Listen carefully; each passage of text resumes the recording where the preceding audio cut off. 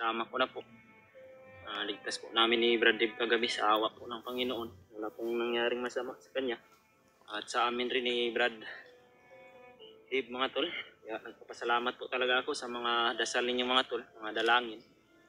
At ito, kasama ko na po yung anak ko mga tol.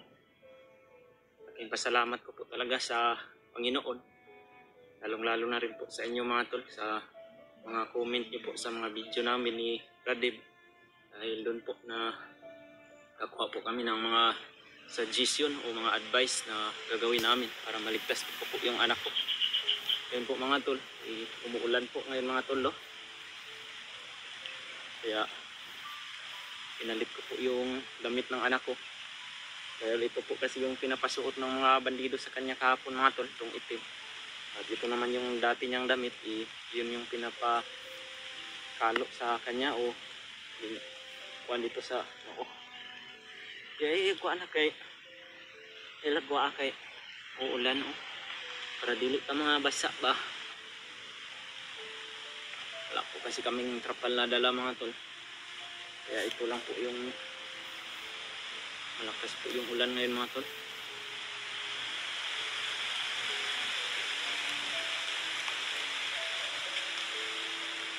Kaya nagagawin Brad, walang dahon ng saging Brad.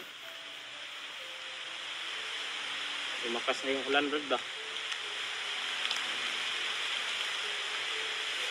Dito po kami ngayon ni Brad Dave nagtago mga tol sa lugar na ito kasi wala pong masyado. Yun po mga tol, parang bumabagyo po dito, malakas po yung hangin at dala na rin po ng ulan.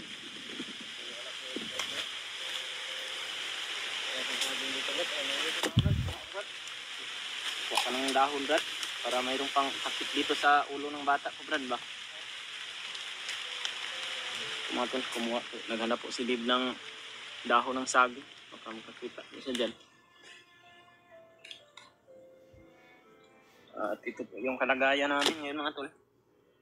Plano po namin na ibaba po itong bata mga tol mas lalong madaling panahon. Hindi rin po kami makadali-dali na makababa mga tol dahil napakarami din po ng mga kalaban na nakapaligid mga tol. Hirapan po kami ni Brad Dave kagabi kung saan po kami dadaan.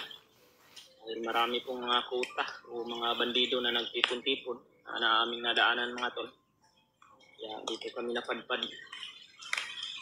At parang nalaman na rin po ng mga bandido ngayon mga tol na Commander Bagnot at Commander Bangkil na nakuha ko yung anak ko. Mas lalo pong naka-alerto sila ngayon mga tol. Dagdag po sila ng mga tauhan nila na pinapunta nila dito sa bundok na ito. At ito po yung problema namin ni Brad Dave mga tol, kung kakayanin ba namin to na mababa ng bata. Pakarami pa naman po ng mga bandido ngayon na pinapunta nila dito. Salamat Brad. So, ulan po kasi mga tol, kaya ito lang po yung ginagawa. Dito siya mabasa. So, okay na po ito. Delikado po kasi ito mga tol sa lagnat. Dahil ilang araw na po kasi ito nasa bundok ng anak ko.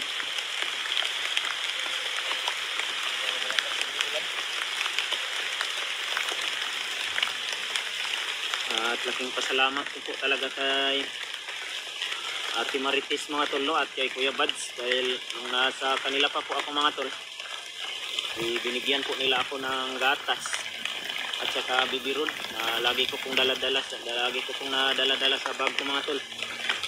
Na gagamitan po yun ni Juno. At mayroon po akong dalang gatas gatas din po yun ni Juno.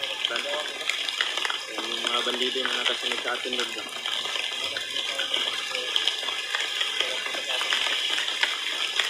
Yung kalagayan namin mga tol, hirap po dahil umuulan ngayon at wala po kami trapal na dala ni Brad Dave.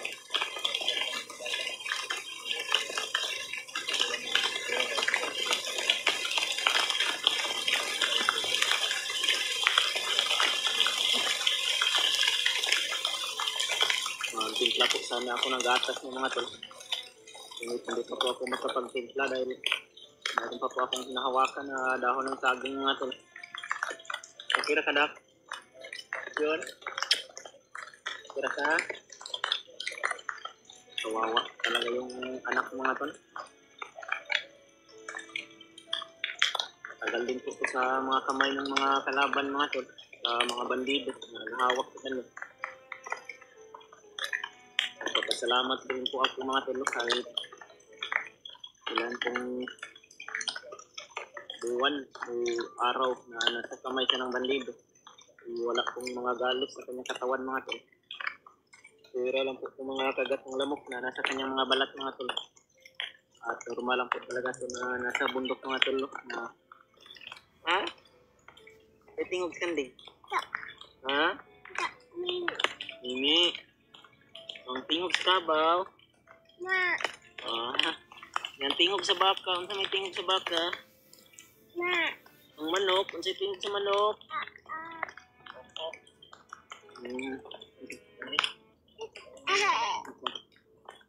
Magdadalawang taon pa po ito ngayong December mga tolo. December 5 yung birthday niya. At ngayon, isang taon at kalahati pa po to.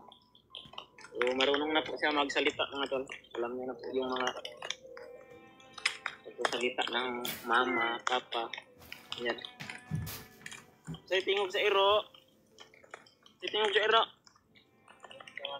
Kasi pusi sa aso na.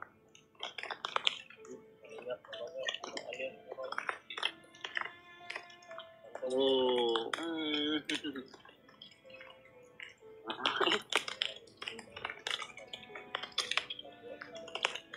Lablab papa?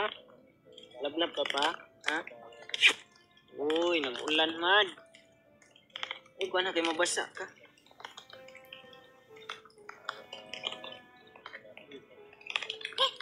Ano?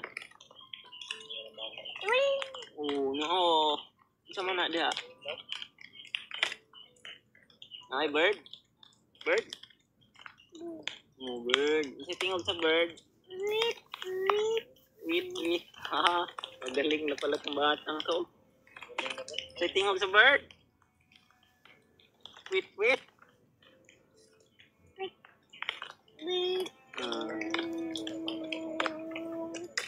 Ay.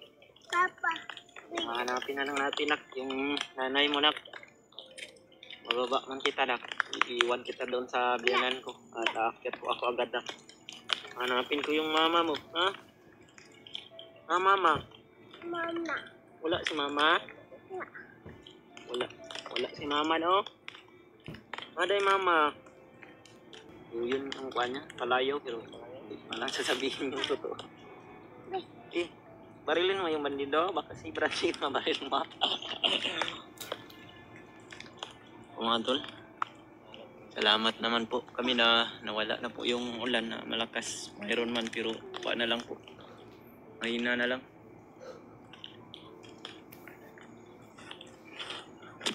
Mama? Wala mama? Wala si mama. Nasa bundok si mama no. Ni Jun, unakid. Pero yung nakasanayan ito noon, parang kuwan yung pinapainom ng asawa ko. Beer brand lang yun.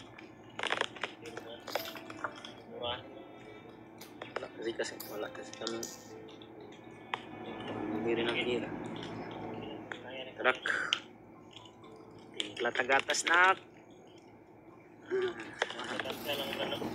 Dalawahin na natin nak para hindi masayang. Masayang no. Sayang na siya mga tol. Kita niya na mayroon akong tinimplang gat. Ito pong tubig mga tol. Distilled water po ito. Binigay ito ni Kuya Bads din sa akin pero nakuhanan ko po yung naubusan kami ang tubig ni Brandip mga tol. Kaya kalahati na lang din po. Hop!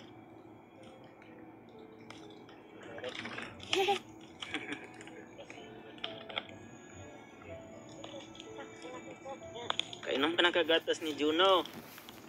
Makababa ta, baka makagala tayo doon nila Kuya Mads. Kita din kayo ni Juno ha. Papa. Titi.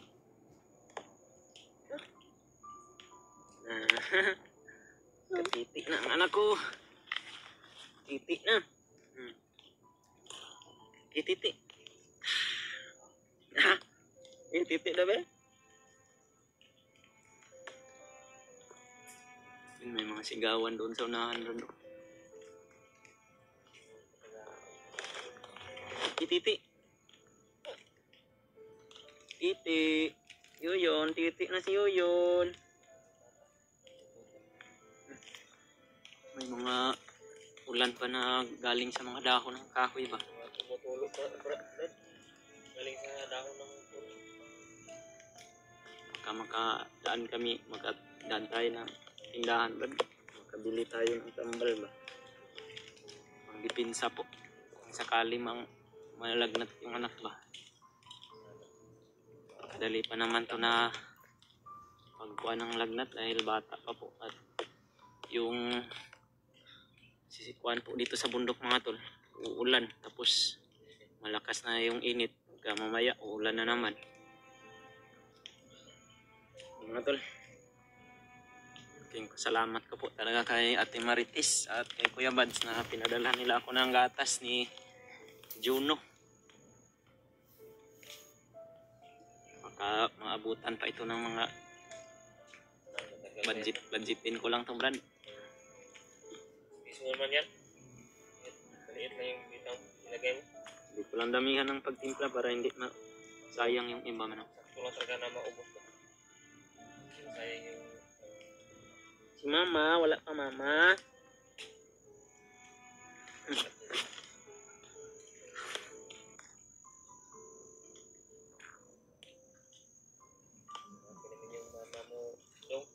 Sakali mang mababa namin kanak. Namin di po nakakayanin ni Brad Dib dahil di po ako makakatulong sa kanya mga tol dahil bit-bit ko po itong bata. At sabi po ni Brad Dib, plano namin mga tol na tapos na ako na alanganin ko nandito yung bata. Iwasan din po talaga namin na magpaputok mga tol, no? Dahil matruma po itong bata to pag makarinig to ng mga putukan. Hindi kami talaga gawa ng putok. Hindi ko gusto na matulad noon ba matulad sa akin. Magkatruma po yung bata mga tol. Dala ko yung anak ko. Delikado po. Hindi ba yung bata?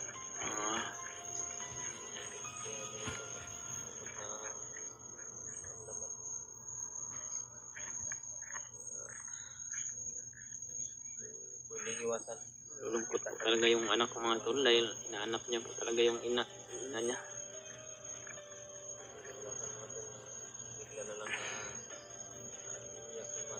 Yan din po yung problema namin ni Brad Dib mga tol, no? Na iniiwasan po talaga namin na makadaan ng mga maraming bandido dahil baka iiyak po yung bata, marinig yung boses ng bata mga tol na makita po nila kami. Kamakayanan namin na magtagulilong mga tol sa mga nalalaman namin na tagulilong. Yung busis po hindi po yan masali sa siya po yung umuuna po at nagmamasid sa unahan kung wala bang nakabantay.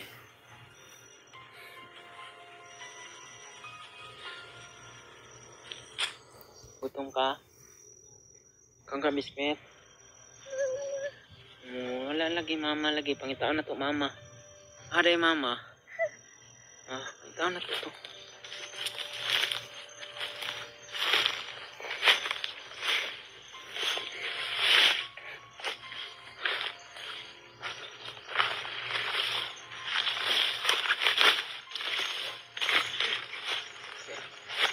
Brad.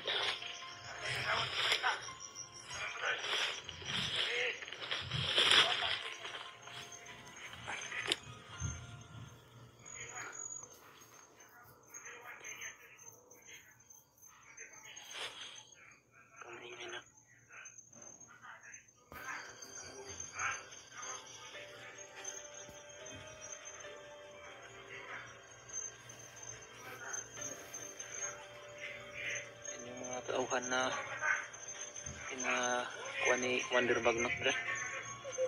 Sige na. Huwag kang umiyak. Yan